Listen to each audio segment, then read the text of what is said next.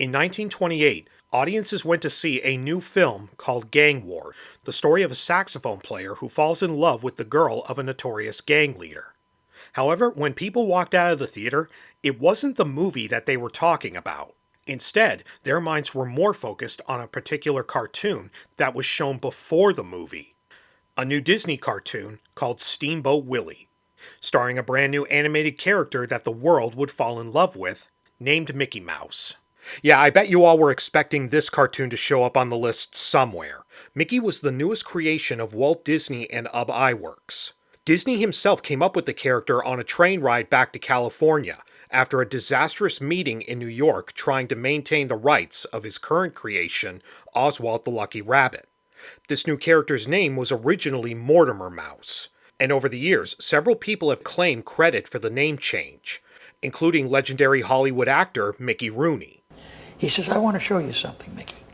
So he took me into the office and he showed me a picture of a mouse. And I said, "Gee, it's a wonderful picture, Mr. Disney. What do you call him?" He says, "Mortimer Mouse." "Well, that's a wonderful." He said, "Thanks, Mickey." And he stopped. Yeah. I said, "Mickey." But most sources, including Disney's own daughter, have said that credit belongs to Disney's wife, Lillian, who suggested the name Mickey because it sounded cuter and rolled off the tongue a little better. By 1928, two Mickey Mouse cartoons were officially finished, Plain Crazy and The Gallopin' Gaucho. The problem, though, is that both cartoons were originally silent, but with the success of The Jazz Singer, Walt Disney knew that talkies were the future of cinema, and if he wanted to remain relevant, he needed to keep up with the times. Ironically, in 1928, just when I had put the finishing touches on my first Mickey cartoon, the talkies came in. My silent Mickey was a dead dodo. I hurried to New York and recorded a soundtrack for a new Mickey Mouse cartoon.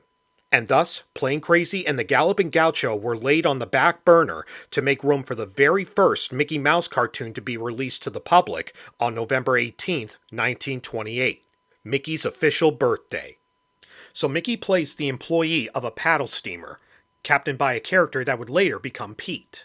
They stop to pick up a bunch of farm animals and another passenger named Minnie Mouse. Minnie is a musician that ends up dropping her music near a goat who eats them. Mickey and Minnie use the goat as a phonograph to play Turkey in the Straw. And that's about it. The rest of the cartoon is Mickey playing different animals as instruments until Pete finds him and forces him to peel potatoes as punishment for neglecting his duties. Steamboat Willie is remembered as one of the first cartoons ever with synchronized sound, thanks to the assistance of their distributor, Pat Powers, and his company, Powers Cinephone System. And yes, Walt Disney also provided the sounds for all of the characters, even though the only character with any dialogue in the short is the parrot. Another reason why Steamboat Willie stood out above all the rest of the cartoons of the time was because of Mickey and Minnie. Audiences immediately fell in love with the couple, and I think it was a good call by Disney to start Mickey's career with this short.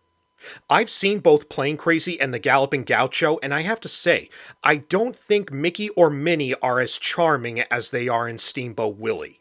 Here, they're very playful and have a childlike innocence about them.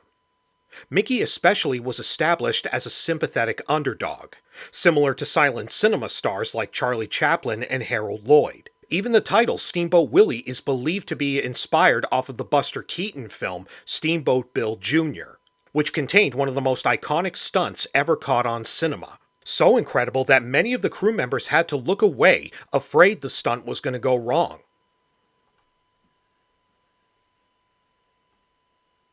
Today, Steamboat Willie is seen more as a technical achievement, but it was also the first step towards the Disney powerhouse that we know today. In January of 2024, Steamboat Willie finally dropped into public domain, so the cartoon is much easier to come by. If you haven't seen it already, go check it out and see where the magic all started.